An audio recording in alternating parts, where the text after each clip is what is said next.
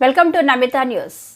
P4 పేరుతో సర్వజన ఆసుపత్రిని ప్రైవేటు వ్యక్తులకు దారాదత్తం చేయాలని చూస్తున్న కూటమి ప్రభుత్వం అలా చేస్తే పోరాటం తప్పదంటున్న సిపిఐ నాయకులు. కూటమి ప్రభుత్వం P4 పద్ధతులలో వైద్య కళాశాలను మారుస్తున్నామంటూ అందులో భాగంగానే మదనపల్లిలోనున్న సర్వజన బోధన ఆసుపత్రిని కార్పొరేట్ సంస్థకు దారాదత్తం చేయాలని చూస్తున్న కూటమి ప్రభుత్వంను తీవ్రంగా హెచ్చరించిన సిపిఐ నాయకులు. 70 మంది డాక్టర్ల ఉన్న ఆసుపత్రిలో నేడు 14 మంది మాత్రమే ఉండడం, మిగిలిన వారు బదిలీలు డిప్యూటేషన్ పై వెళ్ళగా మిగిలిన వారు సకాలంలో స్పందించక మృతి చెందిన ఘటనలున్నాయి. ఈ మరణాలకు ప్రభుత్వం బాధ్యత వహించాలని, వెనుకబడిన నియోజకవర్గాల ప్రజల వైద్య అందించే దిశగా ఆలోచన చేయాలని సూచిస్తూ ఆసుపత్రిని ప్రైవేటు పరం చేస్తే పోరాటాలకు సిద్ధమంటున్న సిపిఐ నేతలు.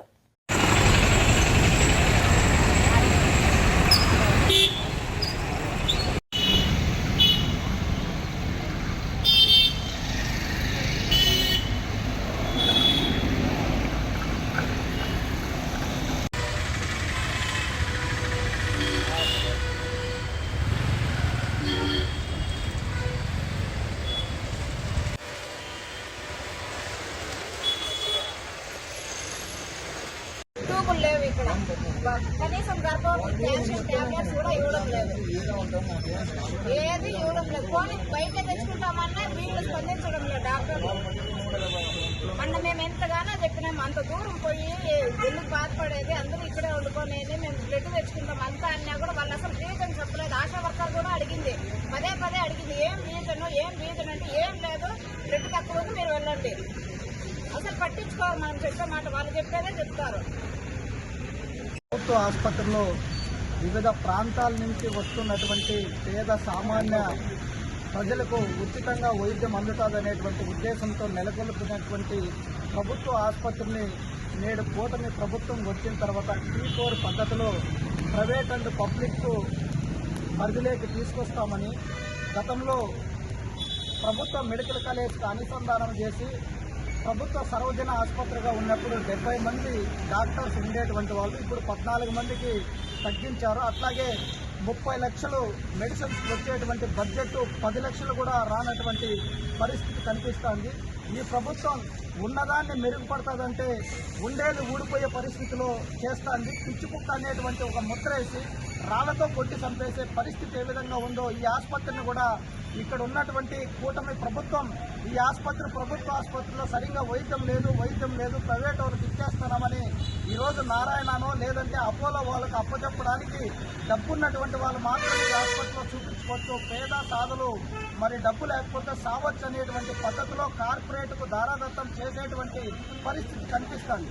ఇక్కడ ఉన్నటువంటి మిషనరీస్ కానీ ఎక్విప్మెంట్స్ కానీ ఏమాత్రం ఉపయోగపడంగా మూలన పడేశారు. టెక్నీషియన్స్ లేరు, ఫిజిషియన్స్ లేరు, లేకపోతే ఇక్కడ ఉన్నటువంటి MBBS డాక్టర్లు మాత్రమే పెట్టారు. ఇది కూడా ఎప్పుడు పోతుందో తెలియదు.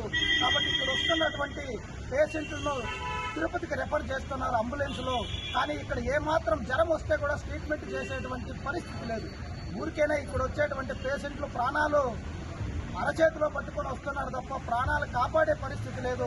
ప్రభుత్వానికి నిజంగా ఇప్పటికైనా సిగ్గు శరము ఏమన్నా ఉంటే వెంటనే ఈ ప్రభుత్వ ఆసుపత్రిని సర్వజన బోధన ఆసుపత్రిగా రూపాంతరం చేసి పంపించినటువంటి సిబ్బందిని తిరిగి తీసుకురావాలని మేము డిమాండ్ చేస్తున్నాం.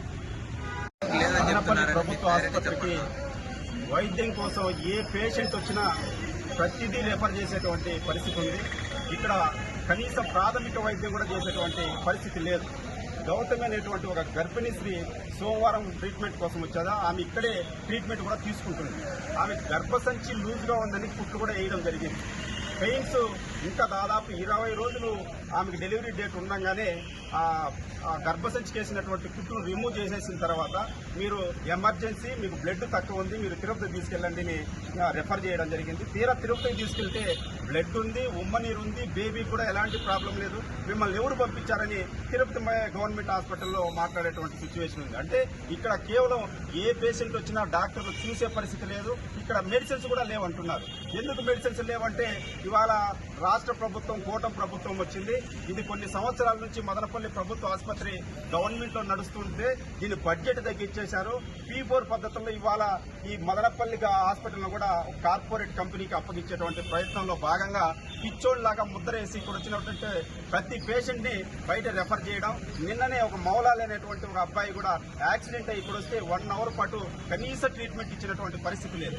ఒక మహిళ గర్భసంచి ప్రాబ్లం అని వస్తే ఆమె గర్భసంచి ఆపరేషన్ చేసే క్రమంలో యూరిన్ బ్యాగ్ కి బొక్క పెట్టడం వల్ల ఆమె రోజువారీ డైపర్లకి 500 రూపాయలు ఖర్చు పెట్టుకునేటువంటి ఒక ప్రమాదంలో ఉండాలి. ఇలాంటి ట్రీట్మెంట్ ఇక్కడ ఇస్తూ దాదాపు గతంలో మెడికల్ కాలేజీకి హాస్పిటల్ ని అనుసంధానం చేశారు. 70 మంది డాక్టర్లు ఇక్కడ పనిచేస్తున్నటువంటి క్రమంలో కూటమి ప్రభుత్వం వచ్చిన తర్వాత ఈ 70 మంది డాక్టర్ని తగ్గించి ఇవాళ 14 మంది డాక్టర్లు మాత్రమే ఉన్నారు. వాళ్ళు ఎవరు ఎప్పుడు ఉంటారో కూడా తెలియనటువంటి పరిస్థితి. ఈ హాస్పిటల్ కి పేషెంట్ వస్తే ఒకటి రెఫర్ అన్నా చేయాలా, లేదు రెండోది చనిపోనన్నా చనిపోయేటువంటి ప్రమాదం ఉంది. ఇప్పటికైనా రాష్ట్ర ప్రభుత్వం మీరు తీసుకున్నటువంటి అనాలోచిత నిర్ణయం వల్ల P4 పద్ధతుల్లో తీసుకొని పోవడం వల్ల ఈ ఆసుపత్రిని రేపో మాపో సేఫ్ గా క్లోజ్ చేసేటువంటి ప్రయత్నం కూడా చేస్తున్నారు. మేము ప్రజానికాన్ని కూడా కోరుకునేది ఏమంటే కొన్ని సంవత్సరాలుగా ఈ ప్రాంతంలో ప్రభుత్వ వైద్యాన్ని అందిస్తున్నటువంటి మదనపల్లి ప్రభుత్వ ఆసుపత్రిని కూటమి ప్రభుత్వం కార్పొరేట్ కంపెనీలకి అమ్మేసింది. ఈ నెల లాస్ట్ లో దీన్ని కూడా క్లోజ్ చేసేటువంటి ప్రమాదం ఉంది. కాబట్టి మనమందరము కూడా రోడ్లపైకి వచ్చి ఉద్యమం చేయకపోతే ఈ మదనపల్లి ప్రభుత్వ ఆసుపత్రి ఏమాత్రం ఉండే పరిస్థితి లేదు. ఇప్పటికైనా స్థానికంగా ఉన్నటువంటి ఎమ్మెల్యే గారైనా స్పందించాలి. గతంలో ఇక్కడే టెంట్ వేసుకుని ధర్నా చేస్తున్నటువంటి క్రమంలో కమ్యూనిస్టు పార్టీ లెఫ్ట్ పార్టీలు చేస్తున్నటువంటి క్రమంలో మదనపల్లి ఎమ్మెల్యే గారు వచ్చి నేను ఈ మదనపల్లి హాస్పిటల్ని కాపాడతామని కూడా వాగ్దానం చేయడం జరిగింది. అతను ఇచ్చిన వాగ్దానం ఎక్కడ పోయిందో కూడా అర్థం కానటువంటి పరిస్థితి లేదు. ఇక్కడ ఈ కూటమి ప్రభుత్వం అధిష్టానం మాత్రం కార్పొరేట్ కంపెనీలకు ఇచ్చుకుంటుంటే ఇక్కడ ఉన్నటువంటి ఎమ్మెల్యే గారు మాత్రం నేను కాపాడుతుంటున్నారు. ఏం కాపాడతారో కూడా అర్థం కానటువంటి పరిస్థితి లేదు. ఇక్కడ పారాసెటమాల్ టాబ్లెట్ ఉండదు, ఇంజక్షన్ వేయాలంటే ఇంజక్షన్ ఉండదు. ఎవరైనా జ్వరం వచ్చి ఇంజక్షన్ వేసుకోవడానికి వస్తే కూడా ముందరున్నటువంటి అపోలానో మెడ్ ప్లస్ లోనో ప్రైవేట్ షాపుల్లో తీసుకొచ్చి ఇంజక్షన్ తీసుకొస్తే ఇక్కడ ఉన్నటువంటి సిస్టర్లు ఇంజక్షన్ వేస్తారే తప్ప ఇక్కడ ఎలాంటి వైద్యం అందేటువంటి పరిస్థితి లేదు. ఇప్పటికైనా రాష్ట్ర ప్రభుత్వం తన ఆలోచన మార్చుకుని ఈ మదనపల్లి ప్రభుత్వ ఆసుపత్రిని ప్రభుత్వంలోనే కొనసాగించాలని సిపిఐ పార్టీగా డిమాండ్ చేస్తున్నాం. లేకపోతే ఈ ప్రాంతంలో ఉన్నటువంటి ప్రజానికాన్ని కలుపుకొని కూటమి ప్రభుత్వానికి వ్యతిరేకంగా మదనపల్లి ప్రభుత్వ ఆసుపత్రిని కాపాడుకోవడానికి పెద్ద ఎత్తున పోరాటాన్ని కొనసాగిస్తామని ఈ సందర్భంగా సిపిఐగా హెచ్చరిస్తున్నాం.